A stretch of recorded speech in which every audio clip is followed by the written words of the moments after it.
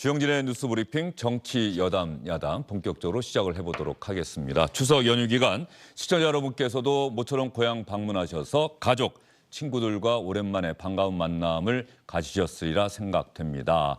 이 만남을 통해서 어떠한 이야기들을 주고받으셨는지도 궁금한데요.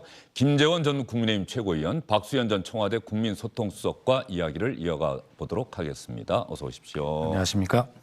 김재원 전 최고위원은 추석 연휴 어떤 이야기 가장 많이 들으신 것 같아요? 뭐 정치가 왜 이리 시끄럽냐, 좀 똑바로 해라 이런 얘기죠. 정치가 왜 이리 시끄럽냐, 좀 똑바로 해라. 이번에 처음 듣는 얘기는 아니죠? 그런데 이번에 이제 저희들이 또 5년 만에 여당이 되고 난 다음에 또 저 같은 경우는 정치 일선에서 좀 물러나 있는 상황인데 저한테 그렇게 따끔하게 이야기하는 걸 봐서는 굉장히 좀 아프게 들렸습니다. 그리고 또 하나는 지금 대통령이 취임하고 100일 조금 더 지난 상황에서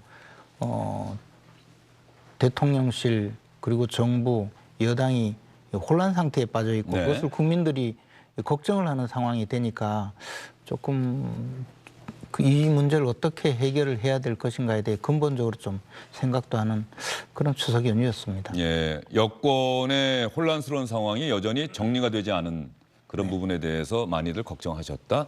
박수현 전 수석은 어떻습니까? 민주당에 대해서는 어떤 이야기를 많이 하시던가요?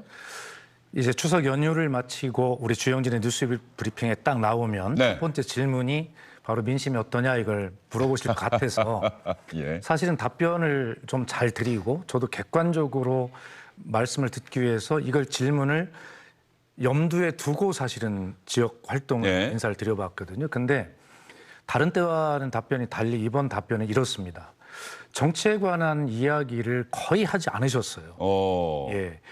뭐 대개 지금 김재원 최고위원님 말씀하신 것처럼 잘해라, 왜 싸우냐, 좀 막 이런 말씀들을 여야를 가릴 거 없이 막 하시잖아요. 그리고 민생 경제가 힘들다, 물가 힘들다 이런 말씀을 하시기 마련인데 이번에는 아예 정치에 관한 말씀을 여든 야든 하지 않으시는 것을 정확하게 느낄 수 있었어요. 그래서 이 국민들께서 아마 이 정치에 관한 환멸과 혐오와 정말 걱정이 이제는 말씀도 하기 싫을 정도로 도가 넘었구나라고 하는 것을 느낄 수 있었습니다. 예, 정치에 대한 환멸과 혐오를 느낄 수 있었다. 왜? 박수현 전 수석에게 정치 이야기를 거의 하지 않으셨다. 그렇습니다. 예, 알겠습니다. 추석 연휴. 사실 가까운 시일에 큰 선거가 없기 때문에 이번 추석, 내년 설, 내년 추석 때쯤이면 아마 총선 얘기가 좀 슬슬 나오기 시작하겠죠? 그렇죠. 그때는 좀 분위기가 달라질 텐데 말이죠. 그때는 또 상황도 많이 달라지겠지만 지금 우리 박수현 수석 말씀하시듯이 야당에 대해서는 주로 약간 무관심 내지는 조금 이슈를 이야기를 피하려는 그런 분위기가 좀 있고요. 여당에 대해서는 좀 회초리를 좀 들고 좀 똑바로 하라고 꾸짖는 그런 분위기가 사실 있습니다. 뭐 제가 만나는 분들 중에서도 야당 지지자들이 있는데 그분들도 야당에 대해서 어떤 뭐 관심을 드러내기보다는 주로 이제 뭐 대통령 또 그 정부 내지 또 여당 이 모든 여러 가지 문제점에 대해서 아주 날선 비판을 많이 했었거든요. 그런 것이 사실 더 뼈아프게 느껴졌습니다. 예. 자, 이런 상황에서 말이죠. 추석 연휴 기간 민주당도 국민의힘도 연휴가 끝나기 전에는 기자들을 보통 만나서 주요 당직자들이 추석 연휴 기간 지역에 가서 들어본 민심은 이렇더라 이런 이야기를 참 많이 하는데 민주당 쪽에서는 윤석열 대통령 이야기를 사람들이 상당히 비판적으로 많이 했다. 이제 이런 얘기를 하는데 오늘 여러분과 함께 생각해 볼 만한 이야기는 말이죠. 민주당 일각에서 추석 연휴 직전에도 그렇고 말이죠. 추석 연휴가 끝난 다음에도 민주당의 지도부, 오늘은 최고위원이 그 이야기를 했으니까 말이죠. 윤석열 대통령의 임기는 5년이지 않습니까? 우리 헌법에 명시가 돼 있는데 윤석열 대통령 임기가 보장되지 않을 수 있다. 이게 무슨 뜻일까요? 도이치모터스와 관련된 주가 조작에 나타난 정말 실질적인 물증들, 증언들, 녹취들 이런 거에 대해서 어떤 변명도 못하지 않습니까? 우리 국민들 만만하게 보지 마십시오. 이 나라 최고의 권력인 대통령 권력도 국민들의 촛불 앞에서 내려왔다는 것 반드시 명심하기 바랍니다. 국민들 무시하고 과거 정치적 문법과 신공안 시대로 돌이키려고 하는 이 부분은 반드시 국민적 저항을 받게 될 것이고 임기가 보장되지 않을 가능성이 높다고 생각이 됩니다. 정신 똑바로 차리시고 민생에 집중하시고. 박찬대 최고위원에 이어서 연휴가 끝난 뒤 오늘 정청래 최고위원은 국민들은 주로 대통령의 불만이 많다. 왜 엉뚱한 용산에 가서 국민 혈세를 낭비하느냐. 김건희 여사 정말 문제다. 이런 얘기를 많이 했다. 심지어 이러다가 임기는 다 채우겠나 하는 이야기도 있었다. 이게 탄핵할 거다라는 이야기, 민주당 내부에서 그런 이야기 기류가 있긴 있었는데 그걸 민주당의 최고위원들이 지금 연달아 이야기를 하고 있어요.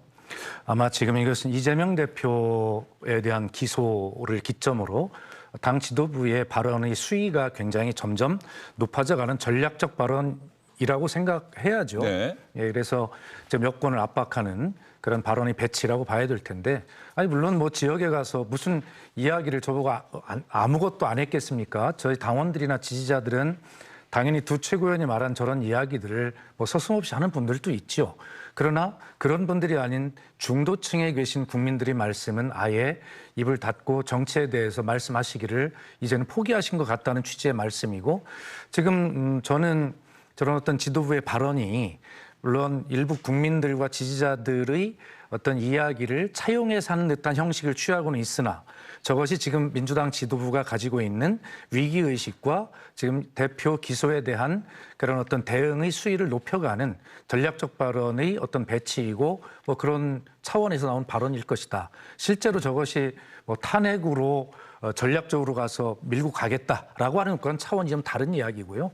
박찬대 최고위원의 말도 앞에 많이 나열은 했습니다만 제일 끝에 보면 그런 일이 없도록 민생에 제발 집중하자 해달라라고 결론을 맺고 있지 않습니까? 그렇기 때문에 앞에 나왔던 그런 이야기들이 어떤 하고 싶었던 줄이 밀지는 모르겠으나 그대로 추진한다라는 것과 차이가 있는 현재 상태에서의 전략적 발언이다 이렇게 봅니다. 전략적 발언이다. 김재원 전 최고위원 생각은 어떠세요? 뭐 전략이 저런 전략이 있다면 먹통 전략이죠. 그게 뭐 되지도 않을 전략인데 더군다나 엄포를 놓는다고 해도 과거 이제 박근혜 전 대통령이 탄핵될 때는 당시에 당내에 많은 사람들이 같이 이 당시 민주당과 그 손을 잡는 바람에 탄핵이 된 것이고 지금 국민의힘 내 현역 의원들이 뭐 그럴 가능성은 저는 거의 없다고 보거든요. 그러면 대통령에 대한 탄핵이 가능하지도 않을 뿐만 아니라 대통령이 지금 뭐 크게 잘못한 일도 없는데 벌써부터 뭐 임기를 채울 수 있겠느냐 이런 이야기 하는 것은 대선 불복 심리가 아직 진하게 남아있기 때문에 그런 대선 불복 심리를 외적으로 표현하는 것이라고 생각이 들고요. 더욱이 지금 뭐 도이치모터스 주가 조작 사건이라고 하면서 계속 문제를 삼는데 저 사건은 사실 문재인 대통령이 그 재임하던 시절에 윤석열 당시 검찰총장에 대해서는 수사지휘권을 박탈한 그런 상황에서 이성윤 당시 그 서울지검장이 근 2년가량 그 특수부 검사들을 시켜서 수사를 해서 결론을 낸 사건이거든요.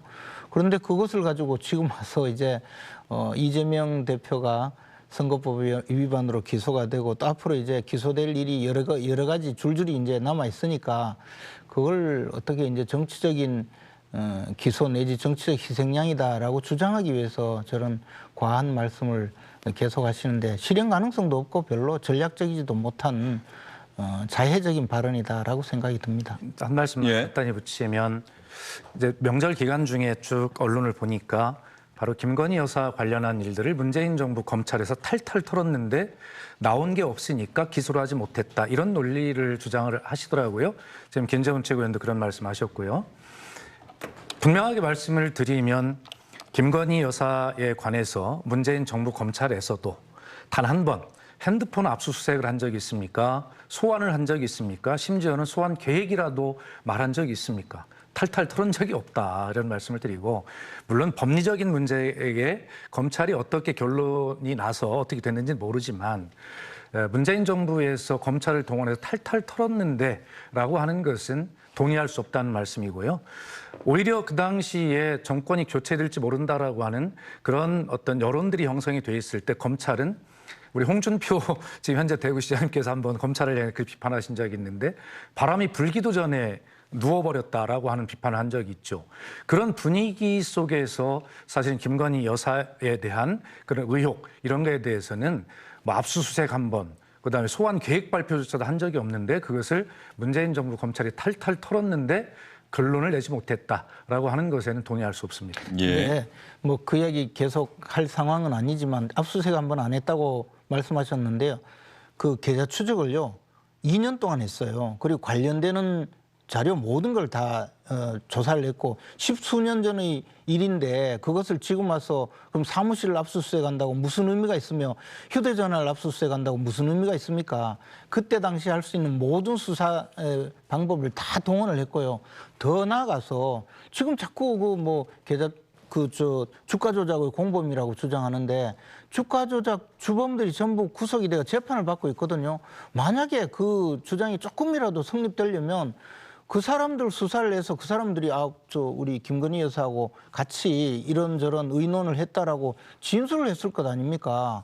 그런 수사까지 모두 끝냈는데 전혀 그 관련이 없으니까 소환 조사조차 못한 거예요. 그때도 대선에 영향 미치려고 검찰이 얼마나 소환 조사한다고 그런 소문이 나고 있습니까? 지금 자꾸 이런 걸 지금 와서 방송에 와서 제가 구차하게 이야기하려니까 좀 답답하긴 한데 상황을 너무 모르거나 또는 이제 와서 그 김건희 여사를 끌어들여서 어쨌든 이재명 대표 구명운동하는 그런 애처럼밖에 안 보여요. 이게 가능하지 않는 것을 끝까지 끌고 나가거든요.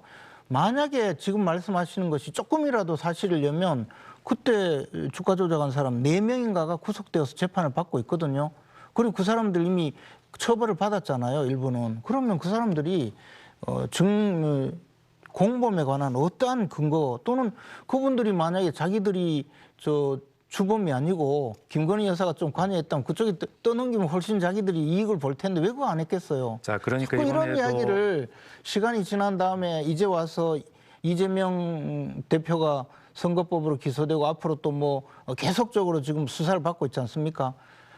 그거 이재명 대표 구하려고 당헌 당규까지 바꾼 당 아닙니까? 그래 놓고 지금 와서 이제 또 김건희 여사만 끌어들이면 다 될 것 같지만 저는 그 좀 잘못된 판단이라고. 이번 명절 기간 중에도 그 여러 언론사에서 이제 명절 민심 여론조사를 한 결과가 다 밝혀졌잖아요. 근데 거기에 대해서 김건희 여사에 관한 의혹, 이 문제에 대해서 문제가 있다.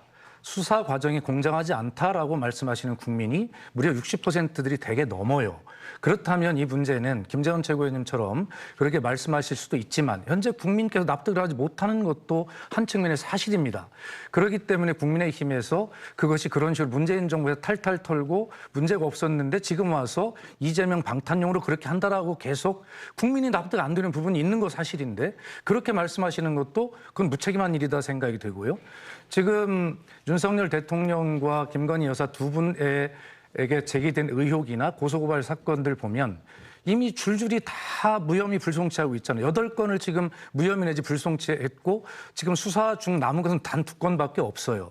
이것을 민주당이 이재명 대표 방탄용으로 들고 나오는 것이 아니라 물론 그런 측면에서 추석밥상에 같이 올리려고 하는 어떤 전략적 측면도 있을 겁니다. 그러나 국민들께서는 정확하게 이번 여론조사를 보면 김건희 여사에 관한 수사가 공정하지 않다라고 인식하고 있는 측면이 충분히 있기 때문에 그 부분도 여당에서 그런 식으로 계속 방어만 할 것이 아니라 분명히 다시 한번 들여다볼 필요가 있다는 충고도 드리는 것입니다. 자, 계속해서 지금 잠시만요. 여론조사를 해서 수사를 합니까? 잠시만요. 두 분의 이야기가 또 두 분 다 점잖게 이야기를 하시다가 또 이야기 나오니까는 또 자신들의 주장을 굽히지 않고 계시는데 이렇게 제가 한번 질문을 드려볼게요. 김건희 여사는 대통령 부인이고 국민의 선택을 받은 사람은 아니에요. 그렇죠? 그래서 왜 의혹이 제기가 되고 얼마 전에 법정에서 재판을 받고 있는 다른 사람들의 법정에서 이른바 녹취록이 공개가 되면서 공모한 것 아니냐 이런 이제 의혹이 추가가 됐어요. 그 녹취록을 통해서. 그러면 대통령 부인이긴 하지만 김건희 여사도 대한민국의 다른 국민과 마찬가지로 검찰에 출석을 해서 조사를 받으면 될 것 아니냐. 이제 이런 식의 생각을 하시는 분들이 많을 것 같아요. 그러니까 이제 그 녹취록이라는 것이 법원에서 공개가 되었지만 수사 과정이 지금 제출이 되었거든요. 그리고 그 부분에 대해서도 그 녹취를 한 사람이 진술을 했을 것 아닙니까? 이 내용이 어떤 내용이다. 만약에 녹취 들어보세요. 이 김건희 여사하고 저하고 같이 상의를 해서 주가 조작을 했습니다. 이렇게 했다면 조사가 당연히 들어갔었겠죠. 그런데 잘 들어보면요. 우리가 통상 그 주식 투자를 할 때 1인 매매라고 해서 내 계좌를 맡기고 당신이 전문가니까 좀 주식을 매입해 달라. 그렇게 해서 이제 그 의뢰를 했어요. 그리고 실제로 그 사람이 주식을 사기 위해서 그러면 오늘부터 좀 사겠습니다 하니까 그렇게 하세요. 이게 정상적인 그 대화란 말입니다. 근데 그 대화를 놓고 공범이다 이렇게 지금 우기고 있는 거잖아요. 그리고 그것이 국민들에게 먹혀드는 거고. 그러나 주식 거래를 조금이라도 해본 사람이라면 그것이 1인 매매에서 충분히 가능한 이야기고, 더욱이 그 지금 주식을 샀다는 그 사람은요, 주식 거래를 몇 차례 하지도 않았어요. 그리고 더군다나 주식 거래도 사고 파는 것이 아니고 몇 차례 주식을 샀는데 나중에 보니까 주가는 계속 떨어지니까 김건희 여사가 그 주식 그 계좌를 반환받고 끝난 사안이거든요. 이게 만약에 주식 그 주가 조작이라고 하려면 통상적으로 여러 차례 사고 팔고 주식을 올리거나 주식 가격을 올리거나 하는 그런 과정에 서로 동참을 해야 되는데, 이것은 주식을 뭐 몇 차례, 서너 차례 정도 매입해주고 끝난 사건이에요. 그러니까 검찰에서 주가 조작을 수사하는 어떤 수사관이라도 이것은 주가 조작하고 공범이 아니라라고 능히 알 수 있는 것이거든요. 그런데 지금 그 내용 자체를 가지고 무슨 녹취가 공개됐다. 지금까지 전혀 없던 내용이 공개되고 그것이 공범 관계가 드러난 것처럼 지금 막 퍼뜨리고 있잖아요. 그러니까 국민들이 그에 대해서 조금 오해하시는 분도 있고, 또는 일부는 원래부터 그 지금 윤석열 정부에 대한 지지율이 그렇게 높지 않기 때문에 또 이 문제에 대해서도 그럼 반응을 하시는 분이 있을 수는 있죠. 그러나 어찌됐든 이것을 정확하게 국민의 어떤 기본권에 관한 문제인데, 김건희 여사도 국민 아닙니까? 근데 아무 혐의도 없는데 왜 소환 조사 안 하느냐? 만약에요, 조금이라도 혐의가 있으면 벌써 조사하고, 벌써 문재인 정권에서 이성윤 검사장이요, 벌써 구속영장도 청구하고 별짓 다 했을 겁니다. 자, 김재원 전 최고위원은 혐의가 없기 때문에, 조사를 했음에도 불구하고 혐의가 없기 때문에 그런 상황에서 굳이 혐의가 없는 김건희 여사, 다른 국민과 마찬가지로 기본권이 보장돼야 한다. 검찰에 굳이 출석할 이유가 있었겠느냐. 했다고 한다면 문재인 정부 시절에 검찰이 이미 했을 것이다. 이런 이야기를 해주셨는데, 야당에는 또 이렇게 질문 드려볼까요? 야당은 특검을 이야기하잖아요. 김건희 여사는. 또 대통령실과 관련해서는 국정조사를 하겠다고 이야기를 하는데, 그러니까 민주당으로서는 김건희 여사가 윤석열 정부의 어떤 약한 고리다라고 생각을 해서, 이게 특검이라고 하는 게 여당은 뭐 결사 반대한다는 거 충분히 예상하고, 그런 상황에서 계속 특검 얘기를 한다라고 하는 것은 앞으로도 상당 기간 민주당으로서는 이재명 대표의 이른바 사법 리스크에 대응하는 차원에서 김건희 여사 문제를 계속 집요하게 물고 늘어질 것이다. 뭐 그렇게 또 봐도 무리가 아닐 것 같다. 예, 이미 그 박성준 대변인이 그 특검법을 발의하던 시점에 그런 어떤 정치적인 이유, 정치적 상징성 이런 것도 있다라고 이미 시인을 하고 있지 않습니까? 그리고 특검법이 통과되기까지 거쳐야 될 법사위나 패스트트랙의 구조나 또 대통령 거부권이 배치되어 있는 것을 볼 때 이것이 실효성이 있겠느냐라고 하는 문제를 볼 때 정치적 상징성의 의미를 충분하게 이야기할 수 있는 것이죠. 그렇기 때문에 이 문제는 여당이 예를 들어서 이재명 대표를 기소하는 입장에서 보면 충분히 무리하다라고 하는 것들이 되게 그 공소시효가 며칠 안 남겨 있는 상황에서 소환 조사를 했다, 서면 답변을 하고 있는데도 그렇게 한다라고 하는 것을 보면 이 문제가 야당이 이렇게 김건희 특검까지 제기할 수 있도록 이렇게 한 것은 결과적으로 여당이 너무 무리하게 야당을 몰아붙인 것 아니냐라고 하는 측면을 봐야 된다는 것이죠. 이번 여론조사를 되게 보면 그렇다고 해서 이재명 대표가 그 소환에 응했어야 한다라고 하는 그런 여론이 좀 높은 것 같아요. 뭐 저도 개인적으로는 그렇게 생각을 합니다.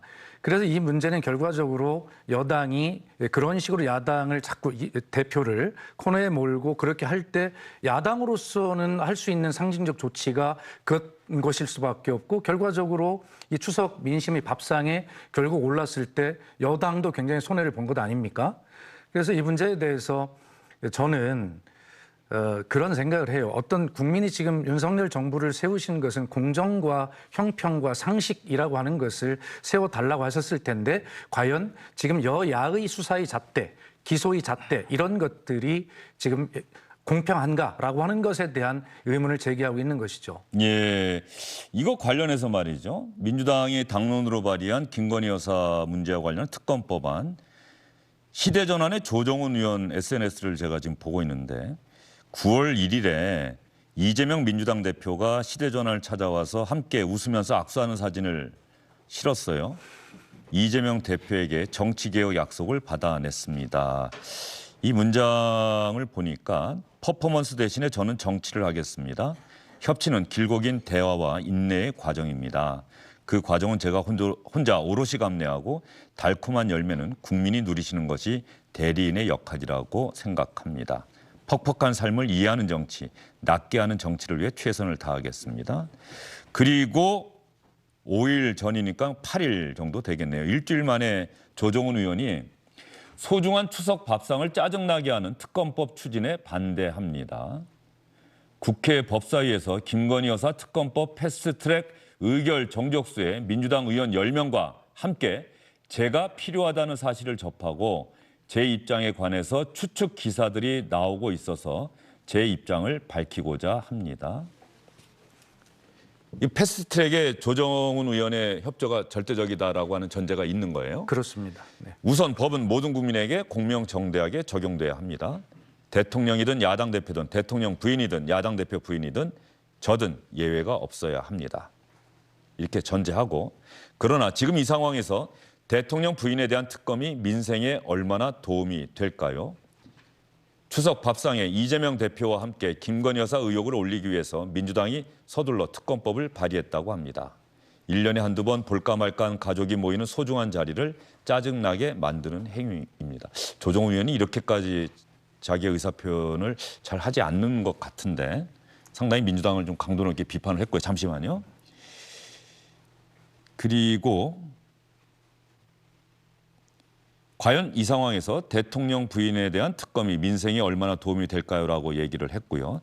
문재인 정부 시절에 특검법에 포함된 내용의 대다수를 샅샅이 수사했다는 사실도 성급한 특검법 추진에 동의할 수 없는 이유이기도 합니다. 특검이 추진된다면 모든 민생 이슈를 잡아먹을 것입니다. 민주당도 제1야당 국회 다수당으로 여당과 정정당당한 정책 경쟁으로 승부하길 촉구합니다. 이 마지막 문장이 사실 민주당 의원들 조정훈 의원에 대해서 비판적 생각을 갖고 있는 의원들을 좀 자극하지 않을까 싶은데 마지막으로 한 여인의 남편으로 남의 부인을 정치 공격의 좌표로 찍는 행위가 부끄럽고 좀스럽습니다. 이 얘기를 했어요. 그랬더니 정청래 장경태 민주당 최고위원이 불공정한 수사가 계속되는 것을 방치하는 것도 거기에 동조하는 행위이기 때문에 그 역사적 책임은 본인이 혼자 지시긴 어려워 보인다. 조정훈 의원의 태도 선회를 촉구했는데 말이죠. 예, 그 조정훈 의원께서 김재원 최고위원 입장을 대신하셨기 때문에 제가 짧게만 설명을 드리면 두 가지입니다. 하나는 김건희 여사는 대통령 배우자입니다. 그렇기 때문에 한 대통령이라고 하는 남편의 아내가 아니라 공적인 위치에 이미 계신 것이고요. 정진석 비대위원장께서 이미 사적인 영역에서 일어났던 일이라고 오늘 말씀하셨던데 그렇다 하더라도 지금 위치를 생각하면 당연히 그건 밝혀져야 하고 정성껏 또 밝혀야 될 의무가 있는 것입니다. 그런데 대통령실에서는 특징이 계속 뭐가 나올 때마다 어떤 설명을 잘 안 하고 그냥 쉽게 얘기해서 나몰라라 하는 식입니다. 그렇기 때문에 자꾸 쌓여가는 것이죠. 아까도 분명히 말씀드렸지만 저는 그 민주당의 특검법 발의가 정치적 상징적 의미가 분명히 있다고 인정을 했고 말씀을 드렸어요. 예. 저도 개인적으로 언론을 찾아보면 이재명 대표를 기소하기 전에 저는 이 특검법 발의에 대해서 과유불급이다라고 명확하게 이야기한 적이 있습니다. 그러나 상황이 이재명 대표의 무리한 기소, 소환 이런 것들이 있게 되면서 이러면 안 되겠다라고 하는 상황의 변화가 생긴 것입니다. 그러나 그것이 아까 말씀드렸듯이 특검법을 목숨을 걸고 뭐 추진해서 뭐를 한다는 그런 측면보다 실효성의 측면보다 그런 어떤 수사가 공정하지 않다라고 하는 그런 정치적 상징의 의미를 국민들에게 알리는 방법으로 채택했을 수 있다라고 하는 측면을 말씀드리는 것입니다. 예. 자, 조정훈 의원은 사실 민주당 지도부가 좀 당황스럽겠어요. 상당히 강도 높게 민주당 문재인 정부 시절 검찰이 다 샅샅이 수사했던 내용을 이제 와서 특검하자니 민생을 어떻게 하란 말이냐.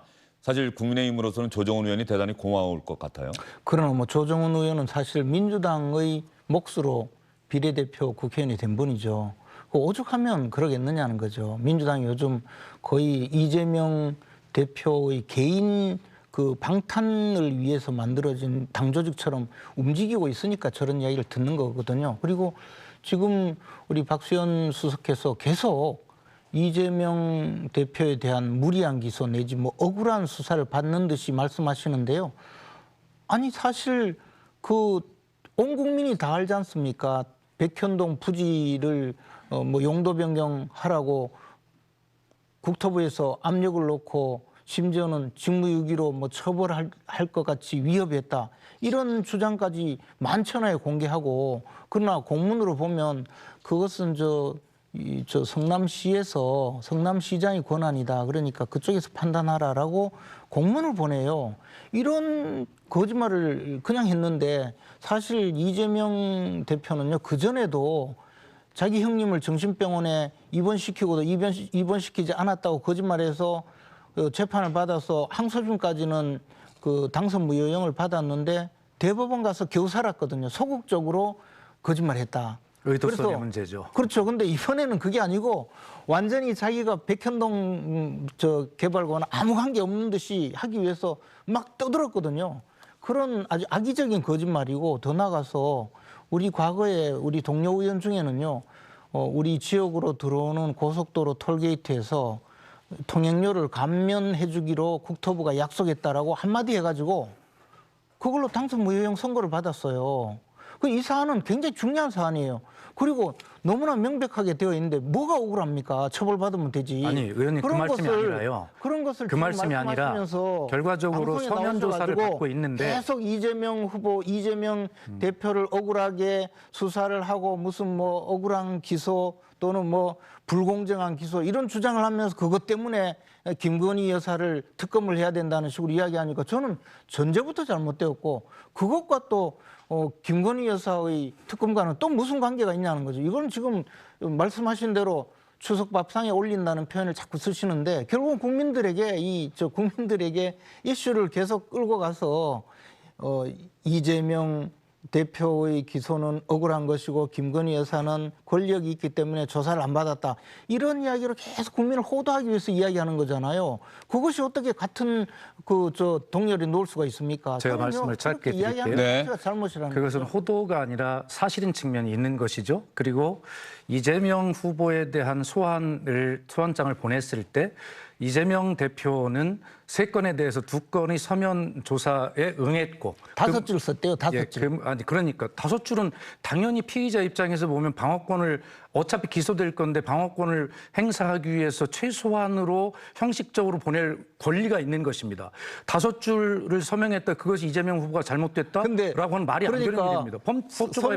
서면 냈는데 왜 부르느냐 이런 말씀하시니까 제가 그래서 그러니까 하나만한 서면을 충분하게 서면 조사에 응하고 있고 충실히 답변하고 있는데 추석 며칠 앞두고 그게 어떻게 충실하게 답변하는 거예요? 통보한다라고 하는 것이 말이 안 된다는 것이죠. 그것이 그거는 지금 박수현 수석이 얘기하는 건 이 시간에 얘기했던 것과 좀 검찰에서 밝힌 내용과 좀 다르네요. 검찰은 서면 조사 이거를 이미 타진을 했었는데 이재명 대표로부터 아무런 연락이 없어서 그래서 공소시효 마감이 임박한 시점이기 때문에 6일로 소환 통보를 한 것이다. 네, 그러니까. 그렇게 했고 그랬더니 이재명 대표 측에서 그러면 우리가 서면으로 답변하겠다 이렇게 나온 아니 거죠. 그러니까 예. 3건에 대해서 2건은 서면을 보냈고 지금 말씀하신 그 건에 대해서 서면을 보내려고 하는데 소환 통보가 온 것 아닙니까? 그래서 서면을 보낸다라고 설명했다는 것이죠. 그랬더니 5줄밖에 안 보냈다고 또 그걸 검찰에 어디선가 흘렸어요. 그러나 5줄 하든 3줄을 하든 어차피 기소될 가능성이 많은 그런 판단하에서 자신의 법원에서의 방어권을 위해서 그건 최소한의 정보만 할 수 있게 돼 있는 것이지 그것을 불실하게 답변했다라고 하는 것은 그것은 맞지 않는 이야기라는 그러니까 말씀이에요. 마치 충실하게 서면 답변했는데 왜 부르냐 이런 말씀을 하시니까 이야기죠. 하나만한 답변서 내. 자, 여기까지 듣고요. 김건희 여사 이야기를 하다가 자연스럽게 또 이재명 민주당 대표 이야기로 넘어가는데 아까 민주당 쪽에 윤석열 대통령의 임기가 보장되지 않을 수 있다는 발언을 여러분께 들려드렸기 때문에 자, 국민의힘에서는 민주당에서 이런 이야기를 하고 있는 데 대해서 어떠한 논리로 반박하고 있는지 권성동 원내대표 이야기 들어보도록 하겠습니다. 더불어민주당이 추석 연휴 나흘 동안에도 어김없이 이재명 대표 사당으로서의 모습을 보여주었습니다. 철진한 정치보복 프레임에 의지한 것을 넘어서 대통령 탄핵까지 암시했습니다. 도대체 수사와 보복을 의도적으로 교란시키는 이유가 무엇입니까? 민주당은 정치인 개인의 정치적 인질로 전락하여 전쟁입니다 말 한마디에 정치적 옥새의 길로 가고 있는 것입니다. 이번에 선거법 위반으로 벌금 100만 원 이상이 나오면 이재명 대표의 의원직 박탈은 물론 민주당은 선거 보전 비용 434억 원을 반환해야 합니다.